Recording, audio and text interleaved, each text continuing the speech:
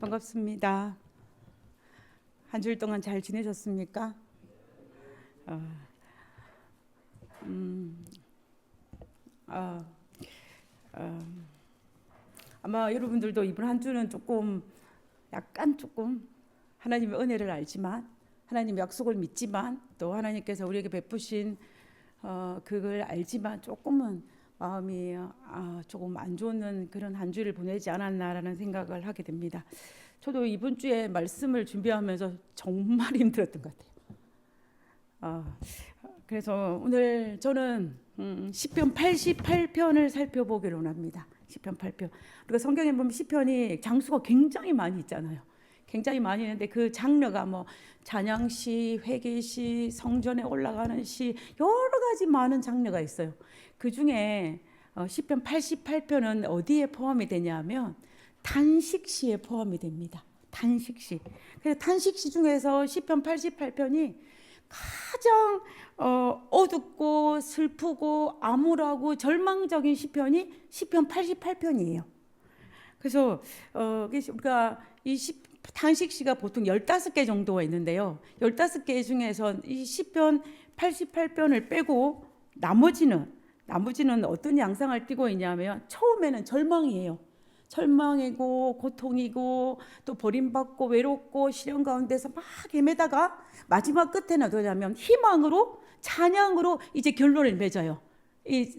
그 다른 탄식시의 구성의 방법이 이렇습니다. 그런데 유독 시편 88편은 뭐냐 하면 처음부터 마지막까지 끝까지 다 절망이에요. 그것밖에 기록되어 있지 않는 것이 시편 88편입니다.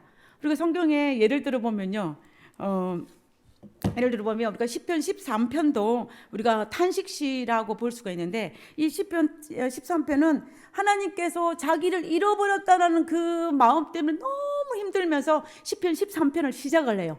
그러나 이 시편 13편이 마무리되어 가는 끝부분에 가면 나는 오직 주의 사랑을 의지하니 하나님 나를 버리지 않았다는 것이 이제 깨달아진 거예요. 그래서 나의 마음은 주의 구원을 기뻐하리다라고 이제 결론을 맺습니다. 이렇게 단식시가 구성이 되어져. 그리고 그 외에도 시편 22편 하나만 보면 22편은 처음에는 뭐요? 아주 깊은 고난과 또 하나님의 어떤 사랑과 하나님으로부터 버림받은 느낌으로 절망 가운데 있어요. 그러나 그가 마지막에 가서 31절에 가가지고는 얼마나 길어요, 그죠? 31절에 가냐면 누가 하나님의 공의로 태어나 세상에서 백성에게 전함이요 주께서 이를 행하셨다. 하나님께서 나원의 구원을 베푸셨다라고 찬양하면서 이 22편이 끝나는 걸 볼 수가 있어요. 77편도 다른 우리 탄식시도 이렇게 구성이 되어 있습니다. 근데 유독 어딘만 시편 88편만 처음부터 끝까지 절망이에요. 그래서 오늘 우리가 시편 88편에 있는 내용을 살펴보기 전에 우리가 길지만 1절부터 18절까지 있어요. 길지만 우리가 이 시편의 저자가 어떤 마음으로 시편 88편을 적었는지를 우리가 마음에 한번 생각하면서 한번 읽어봤으면 싶은데요. 우리 교회에서 제일 목소리가 좋은 우리 김정희 사님이 대신해서 읽어주실 것입니다. 주님, 나를 구원하신 하나님, 낮이나 밤이나 내가 주님 앞에 부르짖습니다. 내 기도가 주님께 이르게 하시고 내 울부짖음에 귀를 기울여 주십시오. 나는 고난에 휩싸이고 내 목숨은 수월의 문턱에 다다랐습니다. 나는 무덤으로 내려가는 사람과 다름이 없으며 기력을 다리 잃은 사람과 같이 되었습니다. 이 몸은 또한 죽은 자들 가운데 버림을 받아서 무덤에 누워있는 살해된 자와 같습니다. 나는 주님의 기억에서 사라진 자와 같으며 주님의 손에서 끊어진 자와도 같습니다. 주님께서는 나를 구덩이에 밑바닥 지륵같이 어두운 곳에 던져버리셨습니다. 주님은 주님의 진노로 나를 짓눌렀으며 주님의 파도로 나를 압도하셨습니다. 주님께서는 나의 가까운 친구들마저 내게서 멀리 떠나가게 하시고 나를 그들 보기에 역겨운 것이 되게 하시니 나는 갇혀서 빠져나갈 수 없는 몸이 되었습니다. 고통으로 나는 눈마저 흐려졌습니다. 주님, 내가 온종일 주님께 부르짖으며 주님을 바라보면서 두 손을 들고 기도하였습니다. 주님은 죽은 사람에게 기적을 베푸시렵니까? 혼백이 일어나서 주님을 찬양하겠습니까? 무덤에서 주님의 사랑을, 죽은 자의 세계에서 주님의 성실하심을 이야기할 수 있겠습니까? 흑암 속에서 주님의 기적을, 망각의 땅에서 주님의 정의를 경험할 수 있겠습니까? 주님, 내가 주님께 부르짖고 첫 새벽에 주님께 기도드립니다. 주님, 어찌하여 주님은 나를 버리시고 주님의 얼굴을 감추십니까? 나는 어려서부터 고통을 겪었고 지금까지 주님의 문턱에서 살아온 몸이기에 주님께로부터 오는 그 형벌이 무서워서 내 기력이 다 세진해지고 말았습니다. 주님의 진노가 나를 삼켰으며 주님의 무서운 공격이 나를 파멸시켰습니다. 무서움이 날마다 홍수처럼 나를 에워쌌으며 사방에서 나를 둘러쌌습니다. 주님께서 내 사랑하는 사람들과 이웃을 내게서 떼어 놓으셨으니 오직 어둠만이 나의 친구입니다. 성경책을 읽었는데 아무도 아멘을 안 하시네요. 여러분 이 찬미가를 그러니까 여러분 어떤 마음이 드십니까? 굉장히 우울하죠. 우울해요. 성경을 읽으면 보통 우리가 어떻습니까? 희망이 생기고 용기가 생기고 기쁨이 생기고 또 이렇잖아요. 그 다시 새 힘을 얻어서 뭔가 할 수 있다는 생각이 드는데 이 시편 18편을 본문만 읽으면 우리 나도 모르게 어디냐면 우리를 우울하게 만드는 것처럼 보입니다. 그러면 우리가 생각을 해볼 필요가 있어요.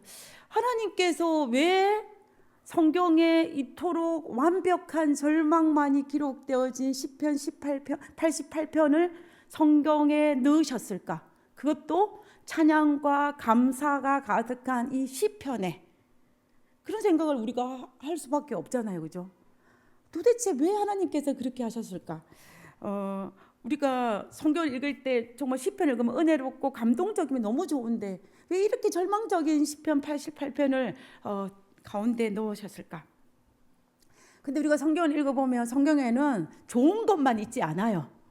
또 은혜롭고 감동적이고 좋고 실패하고 성공하고 뭐 이런 것만 있지 않습니다. 다 뭐 넘어졌지만 다시 일어나는 그런 것만 기록되어 있는 것이 아니고 어떨 때는 정말 절망도 기록되어 있고 실수도 기록되어 있고 정말 이런 모든 것들이 다 가득 차 있는 그런 것들을 볼 수가 있습니다. 왜냐하면 하나님께서는 우리의 삶이 어떤지를 사실은 너무나 잘 알고 계셨어요.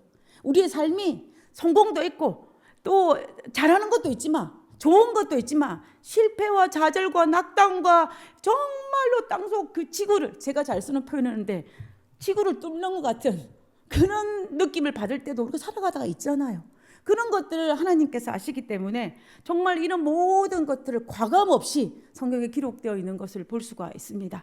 그래서 이런 것들이 우리의 삶이니까요. 그래서 성경에 그런 모든 것들이 기록되는데 이 시편 18편은 어떤 한 시편의 저자가 그 사람은 이 저자에 대해서는 여러 가지 사람 많은 저자의 이야기가 있지만 또 그들이 이 고통 가운데 처음부터 끝까지 이런 기도를 하고 있는 것을 볼 수가 있습니다.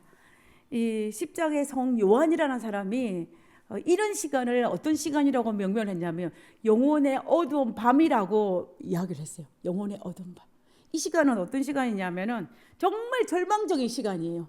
하나님이 나를 버린 것 같고 그리고 하나님이 멀리 계신 것 같고 또 우리 잘 쓰는 표현처럼 하나님이 주무시는 것 같고 또 하나님이 나에 대해서 내가 아무리 기도를 해도 응답하지 않고 침묵으로 일관한 것 같은 그런 그 어둠의 시간을 통과하는 것을 영혼의 어두운 밤이라는 이 용어를 썼습니다.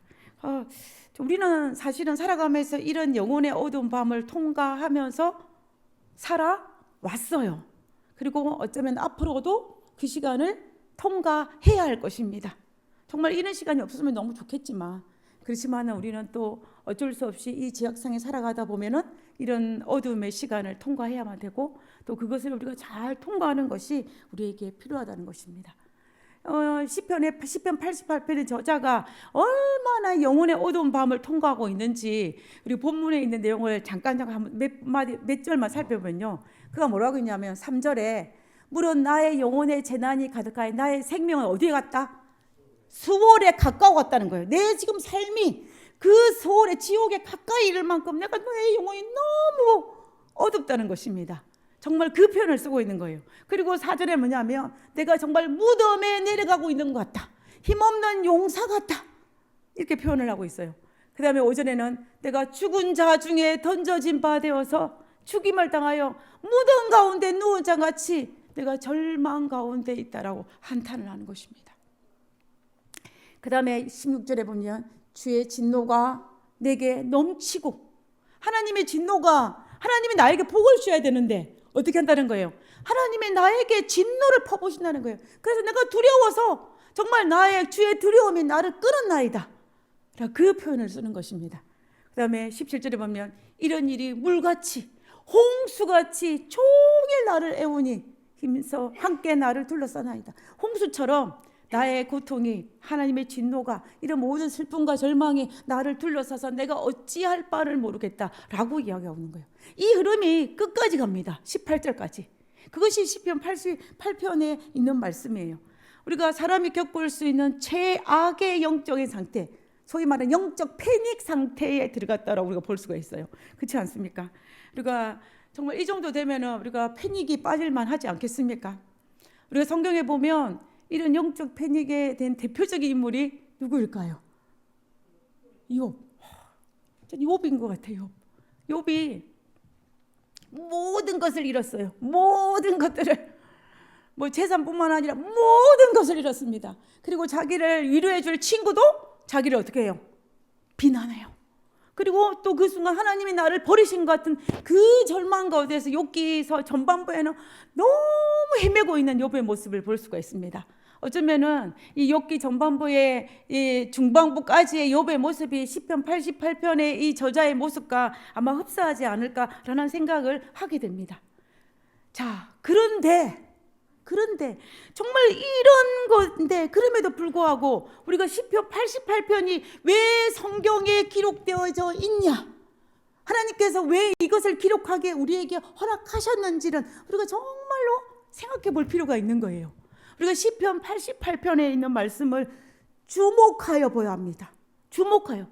이 시편 88편의 저자가 영적 패닉 상태에 빠졌는데 도대체 그가 무엇을 하고 있는지를 우리가 봐야 돼요. 무엇을 하고 있는지. 우리가 살아갈 때 영적 패닉도 겪었지만 앞으로도 패닉 겪을 수 있잖아요. 그죠? 그리고 지금 우리 사랑하는 믿음의 성도님들이 그 패닉을 겪고 있는 분이 있어요. 그분을 볼 때 제가 마음이 너무 안 좋은 거예요. 여러분들이 어찌할 바, 어떤 말을 해야 할지를 못해서 침묵을 지키는 교우님들이 있음을 제가 압니다. 저도 그러니까 무슨 말을 해야 될지 잘 모르니까. 그죠? 근데 우리가 그렇게 정말 이렇게 절망 가운데 있을 그때에 하나님께서 이 시편 88편의 이 저자가 도대체 무엇을 하고 있는지를 우리가 주목해야 봐야 한다는 것입니다. 자, 무엇을 하고 있을까요? 시편 88편 1절에 있는 말씀입니다. 여호와여 내 구원의 하나님이여 내가 주야로 주 앞에 부르짖사오니라고 얘기합니다. 지금 뭐 하고 있어요? 부르짖고 있어요. 기도하고 있어요. 이 정말로 중요한 것입니다. 기도하고 있습니다. 기도. 이 시편 88편의 내용에는 찬양도 없고 감사도 없고 희망도 전혀 없어요. 근데 이 저자가 그 절망 가운데서 무엇을 하고 있냐면 기도하고 있어요. 기도하고 있는 것입니다. 이게 정말로 우리는 어떻게 하면 이런 일이 있을 수 있나라고 생각할지 모르지만 그러나 이 저자는 기도하고 있어요. 기도하고 있습니다. 그리고 이 저자가 뭐냐면 하나님을 부르고 있어요. 하나님을. 지금 자기가 처해 있는 상황은 정말 지옥 같아요. 그죠? 나 친구 다 떠나갔다 그랬어요. 다 떠나가고 정말 내가 있는 상황이 최악의 상황이라고 이야기하고 있습니다. 그런데 그가 뭐라고 했냐면은 하나님을 부르고 있어요. 내 구원의 하나님을 부르고 있습니다. 하나님을 부르면서 이 시편 88편에 보면 이 저자가 탄식만 합니다. 탄식만 해요. 내가 지금 내 영혼이 정말로 재난과 간이 가득합니다. 내가 정말 지옥에 가까이 왔습니다. 그리고 내가 죽은 사람처럼 되었습니다. 그리고 친구들은 다 떠나가고 하나님마저 나를 버린 것 같습니다. 라고 그 상황을 설명하면서도 누구를 부르냐며 하나님, 내 구원의 하나님을 계속 부르고 있어요. 계속 부르고 있는 것입니다. 시편 88편에서 이 저자가 정말로 내가 정말 이 모든 상황 속에서 내가 하나님을 찬양할 수 없고 감사할 수 없지만 그럼에도 불구하고 내가 나의 아픔과 절망과 이 모든 상황을 가감없이 하나님에게 구하고 있는 것이 시편 88편이에요. 그 시편 88편의 저자의 모습인 것입니다. 우리가 성도라는 것은 그런 생각이 들어요. 우리가 성도라면 어떻게 해요? 기쁘고 즐겁고 감사하고 힘든 일이 있어 다 극복하고 다 이쪽해 하면서 이렇게 하는 것만이 성도가 아니라는 거예요. 내가 절망 속에 있어도 다시 기도할 수 있고 그럼에도 불구하고 하나님을 부를 수 있는 자가 바로 성도라는 것입니다. 지금 우리가 이 시편 88편에 보면은 이 저자가 그리스도인이라는 것만은 부인할 수가 없어요. 그죠? 하나님을 모르는 사람이 처음부터 끝까지 절망만 이야기한 것이 아니에요. 하나님을 아는 사람이에요. 하나님을 사랑하는 사람입니다. 하나님을 아는 그리스도인이에요. 그가 처음부터 끝까지 절망할 수 한을 기록하고 있다는 거예요. 그렇다면은 성도라면 울 수 있다라는 거예요.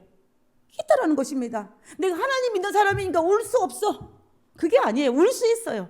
그리고 하나님 믿는 사람이라기 때문이라도 무너질 수 있어요. 하나님 믿는 사람이라 할지라도 내가 외로움과 절망에 넘어질 수 있다는 것입니다. 성도라고 해서 넘어지지 않고 굳건히 서는 자만이 성도가 아니라는 것입니다. 우리가 성경에 있는 수많은 믿음의 노독들의 모습을 보면 그들도 정말로 어두운 영혼의 밤을 통과했어요. 우리가 앞에서 봤던 이 욥이 어떻게 했습니까? 욥은 정말로 자신의 태어난 나를 저주할 만큼 고통스러웠습니다. 그죠?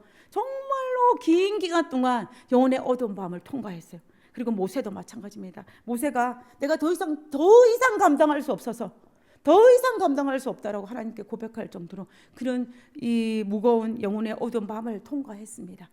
그리고 우리가 엘리야가 어떻게 했습니까? 하나님, 이제 조카오니 죽여달라고 그랬어요. 하나님, 내 생명을 거두어 주십시오. 그렇게 할 정도로 이 엘리야도 정말 어두운 시기를 했습니다. 그리고 그 외에 우리 예레미야의 별명이 뭐예요? 눈물의 선지자예요. 눈물의 선지자. 이 예레미야가 자기가 태어난 것을 후회한다 그랬어요.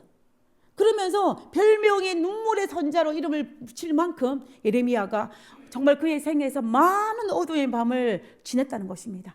그리고 다윗도 마찬가지고, 그리고 그 외에 수많은 믿음의 노독들, 정말 요셉도 바울도 수많은 믿음의 노독들이 다 어두운 밤을 지났어요.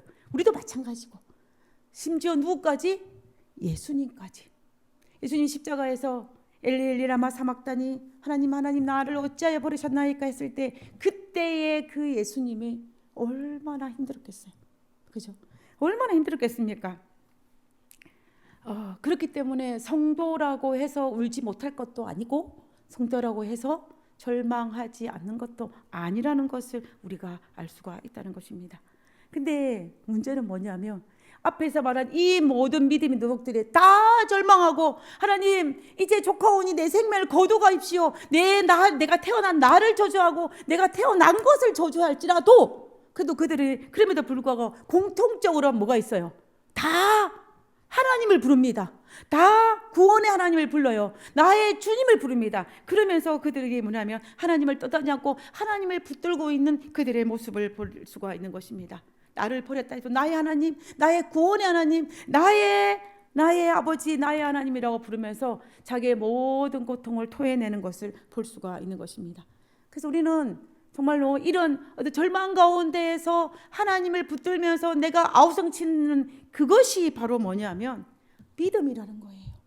그것이 믿음이라는 것입니다. 내가 울었다고 해서, 통곡한다고 해서, 절망한다고 해서, 넘어졌다고 해서 믿음이 없는 것이 아니라, 그럼에도 불구하고 내가 하나님을 붙잡고 있다면 그거는 바로 어떤 거냐면 믿음을 가진 성도라는 것입니다. 시편 88편도 마찬가지예요. 시편 88편의 저자가 정말로 희망도 없고 기적도 없고 응답도 없고 환경도 바뀌지 않았어요. 그리고 여전히 그의 시편 88편 보면 질병도 있고 외로움도 있고 어둠도 있고, 그리고 기도 응답받지 않은 그것을 가지고 하고 있지만 그는 기도의 끈을 놓지 않는 거예요. 기도의 끈을 놓지 않고 계속 기도하고 있는 것이 시편 88편이라는 것입니다. 그래서 성숙한 믿음이라는 것이 바로 뭐냐면, 모든 문제가 해결된 상태가 아니라 내가 기도하면 응답받고 내가 뭐 하면 잘 되고 이런 자가 성숙한 믿음을 가진 자가 아니라, 성숙한 믿음을 가진 자는 뭐냐면, 내가 비록 응답이 없고 내가 절망 가운데 있다 할지라도 하나님과 대화를 포기하지 않는 자가 가진 믿음이 성숙한 믿음이라는 거예요. 그것이 바로 성숙한 믿음이라는 것입니다. 그래서 시편 88편의 저자도, 그럼 우리 믿음의 노독들도 정말로 죽을 길을 구할 만큼 힘든 상황이었지만 그럼에도 불구하고 어떻게 하지 않았다는 거예요. 하나님과 대화의 끈을 놓지 않았다는 거예요. 벌벌 떨면서 울면서 울부짖으면서 하고 있다라는 것입니다. 제가 몇 년 전에 몇 년 전부터라보다 제가 10대 때부터 알고 지낸 그때는 저희 같은 교회 청년반 활동을 했던 선배 목사님이 되셨죠. 그분이 있는데, 그분이 가까이 있을 때는 목사님 한 분이 계세요. 그래서 그분이 제가 아리조나에 있을 때 저희 집에 방문을 해가지고 며칠을 같이 지낼 정도로 가까운 사이입니다. 근데 이제 그분이, 저는 미국에 있고 그분은 한국에서 있는데, 그분이 뜻하지 아니하게 그 집안에 아주 큰 문제가 있었어요. 그 뜻하지 않은 그 소송 사건이 휘말리면서 목사님이 굉장히 힘든 시간을 보내고 있었어요. 제가 그것을 알고 있었거든요. 근데 새해가 딱 됐는데, 제가 페이스북을 잘 보는 사람이 아닌데 어느 날 페이스북을 딱 봤는데 그 선배 목사님의 기도가 딱 떠 있는 거예요. 기도문이 딱 떠 있는 거예요. 그래서 그 기도문을 봤습니다. 그 기도문의 제목이 아내가 운다예요. 아내가 운다. 그러면서 그게 뭐라고 했냐면, 못난 남편, 그러나 깰까봐 숨을 멎어가며 새벽마다 흐느낀다. 기척할 수 없는 나도 소리 죽여 운다. 결혼 18년 그 온갖 풍상과 궁상에도 지난 2년간 마치 사냥 당하듯 감시의 화살을 함께 맞으면서도 아내는 괴롭다 말하지 않았었다. 오히려 우리를 정련하시는 하나님의 은혜를 느껴했다. 정금같이 나올 날을 기대하고 기꺼워했다. 그런데 아내의 새해 소원은 기도할 때 가슴이 아프지 않는 것이라고 했다. 마음이 아픈 게 아니라 가슴이 타는 듯이 아파서 그저 무릎만 꿇어도 잿물을 뿌린 듯 쓰리고 따가워서 기도하는 게 겁이 난다 했다. 삶이 아픈 것 괜찮은데 기도가 아파서 너무 힘들다는 말을 제 고백마저 떨면서 읊던 아내가 2년이 넘어도 응답 없는 기도를 오늘도 그치지 못하고 저렇게 물처럼 쏟아져 있다. 고문보다 더 처참하고 처연한 고통의 독수리 앞에 날마다 속구하는 아내가 한없이 미혹스러워 내 심장도 함께 녹는다. 안쓰럽다는 표현입니다. 탕약처럼 애간장을 끓이던 아내가 연체동물처럼 희적이며 지나간 자리에 증류수처럼 고인 아내의 눈물이 정화수 마냥 반짝이고 내 눈도 노을이 빨갛게 비치고 있다. 그런 아내의 울음이 오늘따라 견딜 수 없이 서럽고 망연하다. 라고 이렇게 딱 올라왔어요. 제가 이 기도문을 읽는데 가슴이 조금 너무 아파서 한참을 울었어요. 그 마음이 전이가 돼가지고 제가 한참 울었습니다. 제가 여기서 기도했어요. 하나님, 오늘 설교할 때 울지 않게 해달라고 기도를 했어요. 그래서 제가 하나님 담대한 마음을 주신 것 같아요. 근데 어쨌든 이 사모님의 기도가 아마 시편 88편의 그 기도였던 것 같아요. 그래서 2년 동안 응답받지 않고 이 소송 문제 때문에 힘들어하는 목회자가 소송 문제에 휘말렸으니 얼마나 힘들겠습니까? 그죠? 그런데 그 과정에서 정말로 응답받지 못한 그음에도 불구하고 그 사모님이 기도의 끈을 놓지 않고 기도하는 모습을 하고 있는 그 모습인 것입니다. 우리가 보통 이렇게 되면은 사람들이 옆에서 어떻게 해요? 위로하기보다는 어떻게 합니까? 야, 너 믿음이 별로 안 좋아서 그런가 봐. 야, 그 정도 기도했는데 응답받지 못하면 이제 포기해. 이렇게 사람이 기를 죽이는 일들이 우리 주변에 일어나요. 그죠? 그 이분도 아마 그런 일이 아마 있었을 것입니다. 주변 사람들의 눈초리도 있었을 것이고 비아냥거림도 아마 있을 수도 있어요. 잘 모르지만. 그래서 그럼에도 불구하고 기도의 끈을 놓지 않는 것입니다. 시편 88편의 저자도 마찬가지예요. 하나님께 항의를 합니다. 하나님 왜 나를 버리셨습니까? 왜 나를 외면하십니까? 라고 하나님 앞에 토해내고 따지기도 하는 것입니다. 그래서 정말로 그렇지만 그가 가져내는 이 자신의 감정, 울분과 원통함과 또 탄식과 상관없이 하나님을 부르고 있는 것이 시편 88편의 저자고 이 사모님의 모습이에요.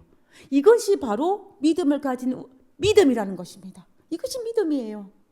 믿음이 뭐 대단한 것이 아니라 그럼에도 불구하고 하나님과 붙드는 것이 믿음이라는 것입니다. 제가 한 이야기를 더 해드리겠습니다. 여러분 리차드 범브란트 목사님을 여러분 아실 것입니다. 이 리차드 범브란트 목사님은 20세기에 공산당 치하에서 정말 그 고통받은 박해받은 대표적인 인물이 리차드 범브란트 목사님이에요. 이분은 이 루마니아 복음주의자 목사님이었는데 이 1948년이죠. 20세기 1948년에 이 비밀 경찰들에 의해서 리차드 범브란트 목사님이 비밀 교회를 지하교회를 섬긴다는 제목으로 끌려갔어요. 끌려가가지고 정말 이 공산당 지하 감옥에서 14년 동안 감옥에 있었던 사람이 이 리차드 범브란트 목사님이에요. 원래는 형을 더 길게 받았는데 중간에 이기 때문에 이제 14년 만에 나왔는데 이 리차드 범브란트 목사님이 이제 그 비밀 경찰들은 이렇게 생각을 했대요. 이 리차드 범브란트 목사님만 회유를 하며 신앙을 포기하게 되면은 루마니아에 있는 많은 교회가 없어질 것이다라고 생각을 해가지고 리차드 범브란트 목사님이 신앙을 포기할 수 있도록 여러 가지 방법으로 다 시도를 했는데 끝까지 이 리차드 범브란트 목사님이 신앙을 포기하지 않았던 거예요. 그래서 오랫동안 지하 감옥에 갇혀 있었습니다. 그런데 이제 그때 리차드 범브란트 목사님이 이제 나중에 나오고 난 다음에 간증한 거예요. 그 간증 내용 중에 어떤 내용이 있었냐면은 이분이 지하 감옥에서 오랫동안 있는데 그러니까 어떻게 해요? 가족을 오랫동안 만나지 못한 거예요. 근데 어느 날 그 지하 감옥에 방송이 나오는 것입니다. 뭐라고 방송이 나오냐면은 며칠 때 되면 가족을 만나게 해줄 테니까 가족에게 편지를 써라. 그러면 가족이 그날 오면은 너희 가족을 만나게 해주겠다라고 한 거예요. 그러니까 이제 범브란트 목사님이 어떻게 하겠습니까? 자기 아내에게 편지를 쓴 거예요. 내가 며칠 날 오면은 나를 만날 수 있으니까 그날 나를 만나러 면회를 오라고 편지를 보냈습니다. 이제 편지를 보냈는데 이제 그런 시간이 지나서 만날 날이 됐대요. 근데 그 전날 그 감옥에 있는 그 책임자들이 뭘 나눠주냐면 새 옷을 나눠주더랍니다. 새 옷을 딱 나눠줘가지고 이제 그래서 범브란트 목사님이 이제 그날 아침에 이제 그 면회하는 그날 당일날 새 옷을 입고 목욕도 하고 수염도 깎고 다 준비를 하면서 아내를 만날 준비를 했어요. 뭐 자기만 그렇겠습니까? 감옥에 있는 모든 사람들이 다 그렇게 했겠죠. 그래서 다 이렇게 준비를 하고 있는데 이게 이제 면회 온 사람이 오면 어떻게 합니까? 한 사람씩 불러서 나가잖아요. 한 명씩 나가는 거예요. 그런데 아무리 시간이 지나도 자기를 부르질 않더래요. 근데 이제 마침내 어떻게 되냐면 그 지하 감옥에 자기 혼자만 딱 남은 거예요. 자기 부인이 면회를 안 온 것입니다. 그런데 그때 텅 빈 감옥 안에 한 방송이 딱 들렸어요. 뭐라고 들리냐면 하나님은 너를 사랑하지 않아. 이 방송이 딱 오는 거예요. 근데 이 방송을 딱 들으니까는 갑자기 눈에서 눈물이 쏟아지기 시작하는 거예요. 그러면서 또 조금 있으니까는 울고 있는데 또 다른 방송이 들린 것입니다. 다 너를 잊었어. 너를 기억하는 사람이 이제 아무도 없어. 그 이야기를 한 거예요. 그 방송이 소리가 들리면서 자기 귀에 들어오는 것입니다. 그렇게 되니까는 이 범브란트 목사님이 통곡을 했다고 그랬습니다. 오열을 했다고 그랬어요. 이 감옥에 있는 책임자들이 범브란트 목사님이 아내에게 그 편지를 전해주지 않은 거예요. 근데 그 사실을 범브란트 목사님 모르고 있잖아요. 그러니까는 아내도 나를 버렸다라고 생각한 거예요. 그러니까 정말 이 목사님이 오열을 하고 통곡을 했다고. 하나님이 내 아내마저 나를 버렸구나 라는 생각을 하면서 이 정말로 오열을 했다고 합니다. 그러고 난 다음에 이제 그 면회가 하루가 아니라 이틀이었던 것 같아요. 다 그날 밤에 가족들과 지내고 그 다음날 한 명씩 이제 복귀를 했습니다. 다른 죄수들이 복귀를 하는데 딱 보니까 누구예요? 범브란트 목사님이 면회를 못 가고 거복에 그냥 혼자 있었던 거예요. 그러니까는 딱 가만 그냥 위로해 줬으면 좋을 텐데, 위로를 못하면 가만히 있으면 좋을 텐데, 사람들이 뭐라고 했냐면 혼자 남아있는 이 범브란트 목사님을 비웃었어요. 너는 뭐 가족도 없냐? 뭐 이렇게 했겠죠. 그리고 또 어떤 사람은 모욕적인 말로 이 범브란트 목사님을 빈정거리기도 했습니다. 자, 그러고 있는데 또 방송이 나오더래요. 방송이 뭐라고 나왔냐면 이번에 이렇게 했대요. 하나님은 죽었다. 하나님은 안 계셔. 이 방송이 쫙 나오는 거예요. 그런데 이 소리를 딱 들으니까 갑자기 이 범브란트 목사님 속에 무슨 생각이 딱 나면 이 말이 믿어지더래요. 하나님은 죽었구나. 하나님을 안 계시는구나라는 생각이 딱 들더래요, 머릿속에. 그러면 뭐냐면 내가 하나님을 어떻게 섬겼는데, 내가 어떤 어려움의 가운데서도 내가 하나님을 잘 섬겼는데, 내가 지금 내 아내도 나를 만나러 오지 않고 내가 지금 이런 상황에 있다면 하나님은 죽었거나 하나님은 안 계신 게 확실해 라는 생각이 들면서 정말로 이 방송의 말이, 이 방송이 계속 들리니까 믿어지기 시작하는 것입니다. 근데 그 순간에 이 순간에 이 범브란트 목사님의 생각 속에 어떤 장면이 탁 떠올랐냐면은 이 장면이 떠올랐어요. 이 장면이 뭐냐면은 예수님이 십자가의 무덤 앞에서 여인들이 목 놓아 울잖아요. 이 장면이 머릿속에 딱 떠오른 것입니다. 다른 거예요. 우리가 성경을 읽어야 되고 암송해야 되는 이유가 여기에 있어요. 우리가 힘들 때 그때 하나님께서 필요적절하게 그 말씀을 떠올리게 하셔서 우리를 위로하신다는 거예요. 지금 이 목사님은 하나님을 죽었다, 하나님은 안 계신다는 거 넘어갈 뻔했는 그 순간에 이 장면이 딱 떠오른 것입니다. 그래서 이 장면이 딱 들어오면서 어떤 생각을 했냐면은 정말로 이 무덤 앞에 있는 이 여인들이 갑자기 예수님이 돌아가셨잖아요. 예수님의 시체가 사라졌어요. 그러니 이 여인들이 할 수 있는 게 뭐가 있어요? 어떻게 이런 일이 있을 수 있을까 생각하면서 이 아이는 무덤 앞에서 펑펑 울기만 했잖아요. 너무 많이 울어서 예수님도 못 알아봤어요. 그렇잖아요. 여러분 너무 많이 울면 눈이 붓고 눈에서 앞이 잘 안 보여요. 경험해 보셨잖아요. 지금 이 여인들 너무 많이 울어서 예수님이 너무 울고 있는 이 여인이 안타까워서 하늘에 올라가시다가 내려와서 이 여인을 위로하러 가는데 이 여인들이 눈이 부어서 예수님을 못 알아볼 정도로 울었다는 거예요. 근데 그 모습을 보니까 범브란트의 내 모습이 이 여인의 모습과 이 여인의 처지와 똑같다는 생각을 하게 된 것입니다. 그러면서 이 범브란트 목사님이 나는 뭐 하지 말자. 나는 이제 나는 하나님을 판단하지 말자. 내 스스로 하나님이 있다 없다 이런 거 판단하지 말고 하나님이 좋다 나쁘다 뭐가 되고 안 되고 이런 것들을 판단하지 말자. 내가 주어진 이 상황을 보고 하나님을 판단하지 않겠다라고 하나님께 기도를 했대요. 그 기도를 한 것입니다. 그래서 내가 그러면서 그가 했던 하나님의 쏟아부었던 이 질문들을 다 멈추고 이 범브란트 목사님이 뭐라 했냐면 하나님 나도 이 여인들처럼 이 예수님 무덤 앞에서 울었던 이 여인들처럼 그냥 저도 울겠습니다 라고 통곡을 했대요. 그 간정을 이 범브란트 목사님이 한 것입니다. 여러분 저는 이 범브란트 목사님의 간정을 들으면서 제 마음속에 든 마음은 어떤 마음이냐면 정말로 우리가 어떤 상황을 보고 하나님을 판단할 수 있으려고 하는 유혹을 받을 때가 많이 있잖아요. 일이 잘 풀리면 하나님이 나와 함께하는 것 같고 모든 일이 잘 되면 하나님이 나를 사랑하는 것 같고 우리가 판단을 하잖아요.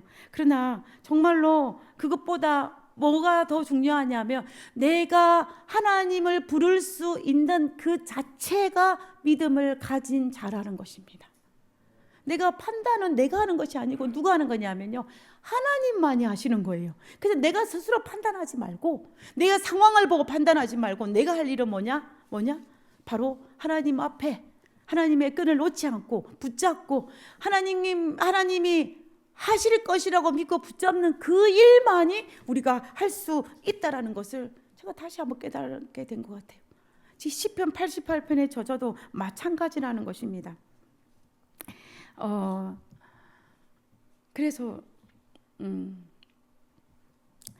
우리가 시편 88편의 기도를 하고 있다면, 여러분 혹시 이 자리에 시편 88편의 기도를 하고 있는 분이 계십니까? 우리가 한 번 정도는 이 기도를 했잖아요, 그죠? 저도 살아오면서 한 번 정도는 이 기도를 안 하고 싶지만 한 번이 아니라 많이 했던 것 같아요. 그러면 이제 막 울면서 하나님 앞에 막 하고 싶은 말 다 토를 하잖아요, 그죠? 그 시편 88편 같은 기도를 해요. 기도를 하고 난 다음에 그러면 제 마음속에 어떤 마음이냐면 내 옆에 울고 있을 예수님의 모습이 보여요. 그래서 제가 어떻게 하냐면 막 큰 소리로 울면서 하나님 울지 마시라고, 내 때문에 울지 마시라고, 사투리가 나와야죠 그때는, 그죠? 내 때문에 울지 마시라고 막 그러면서 울어요. 그랬던 우리가 가슴 앞 시편 88편의 그 기도를 하나님께 드리는 나보다 나의 모습을 지켜보고 있을 하나님이 더 가슴 아픈 것입니다. 우리가 부모는 죽으면 산에 묻고 자식은 죽으면 가슴에 묻는다는 말이 맞아요.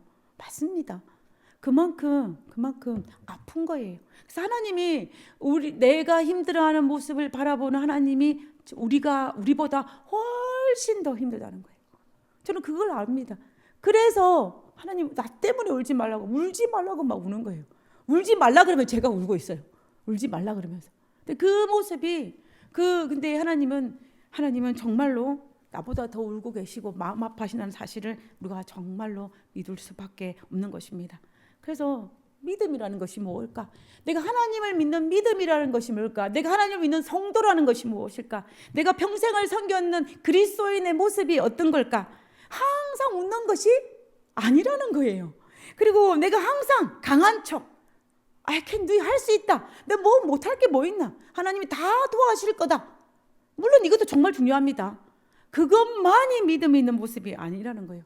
때로는 내가 울면서 하나님께 나아갈 수 있는 그것도 믿음이라는 것입니다.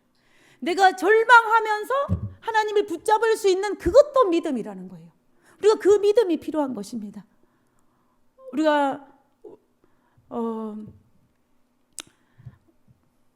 우리 하경선 집사님이 많이 힘들어하실 거예요. 많이 힘들어하고 있어요, 그죠? 그러면 힘들 때 우리가 옆에서 힘이 되어주고 싶지만 우리가 어찌할 바를 모르잖아요, 그죠? 하나님도 아마 그럴 것 같아요. 하나님도 어찌할 바를 모르실 것입니다.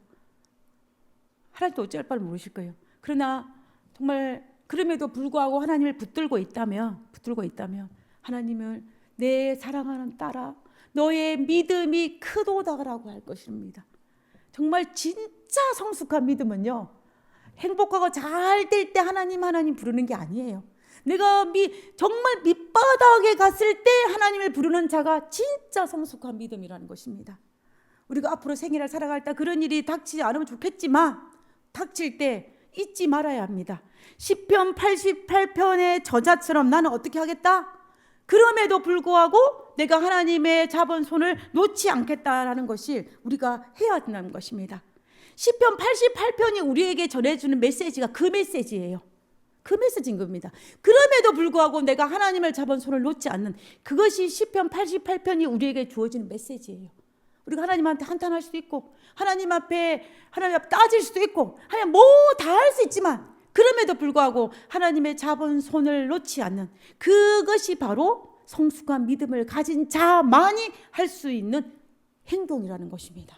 그 행동이라는 것이에요. 그래서 우리는 정말 그래야 됩니다.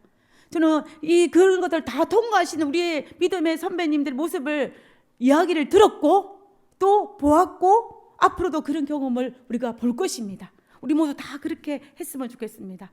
정말로 시편 88편에는 다 절망이라고 말씀드리지 않았습니까? 그러나 시편 88편으로 끝나는 게 아니에요. 성경에 보면 88편 뒤에 뭐가 있어요? 89편이 있어요. 88편은 절망인데 89편에는 뭐가 있냐면 하나님의 언약의 신실하심에 대해 찬양하는 게 나와요. 마찬가지입니다. 우리의 인생에서 마찬가지로 하나님께서 또다시 회복하게 하실 하나님의 그 놀라움을 우리가 믿기 때문에 그럼에도 불구하고 하나님의 잡은 손을 놓지 않는 우리가 되었으면 좋겠습니다.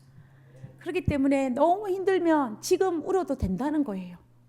내가 울어서 믿음 없는 자의 모습처럼 보인다고 염려할 필요가 전혀 없다는 것입니다. 근데 단 조건이 하나 있죠. 어디에서 울어야 돼요? 하나님 곁에서 울어야 돼요. 하나님을 떠나서 울면 안 돼요. 조건이 딱 하나밖에 없습니다. 하나님 곁에서 울어야 됩니다. 내가 어떤 해답을 찾으려고 애쓰기보다 먼저 하나님을 붙잡아야 돼요.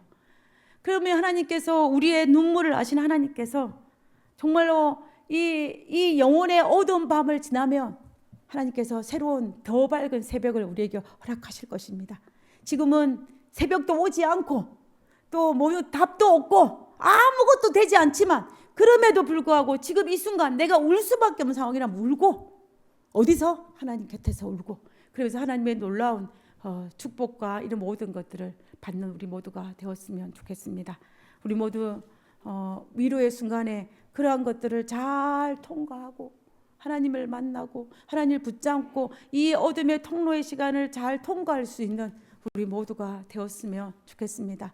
우리 모두 그러한 믿음의 사람이 되기를 간절히 바라면서 오늘 말씀을 마치도록 하겠습니다. 하늘에 계신 하나님, 오늘 이 안식일에 하나님께서 약속하신 하나님의 은혜로 인하여 감사합니다. 아버지, 이 시간 가족을 잃은 유가족들에게 은혜를 베풀어 주시고 그의 마음을 붙들어 주시고 정말 원망과 절망과 아픔이 있다 할지라도 아버지여 하나님을 붙드는 손을 놓지 않게 하시고 하나님 곁에서 통곡할 수 있도록 주여 도와주시옵소서. 하나님, 지금은 동의할 수 없고 이해할 수 없지만 하나님께서는 우리에게 각자 가장 좋은 걸 주셨다는 것을 믿습니다. 아버지, 그 믿음이 있기 때문에 오늘도 걸어서 살아갑니다. 아버지, 유가족들에게도 동일한 위로를 하여 주시고 찾아가셔서 그 마음에 하나님의 큰 위로를 하여 주시기를 간구합니다.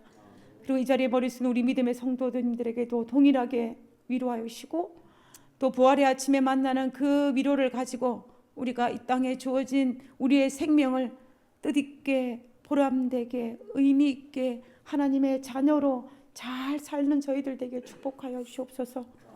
아버지, 이제는 아버지와 아들과 성령의 능력이 이 자리에 머리 숙인 우리 모든 믿음의 성도님들에게 그리고 이 자리에 참석하지 못한 우리 모든 믿음의 성도님들에게 임하여 주옵기를 간구드려오며 거룩하신 예수님의 이름으로 기도드렸습니다.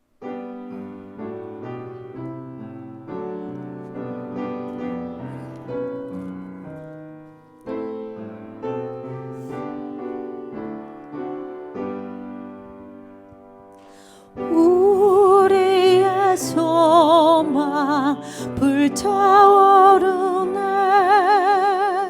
재림 우리의 소망 우리의 믿음 불타오르네 말씀에 굳게 선 남은 때가 없으리 주님 다시 오시리 깨어 노래하여라 할렐루야 옹유온 우리의 소망 불타오르네 재림은 우리의 소망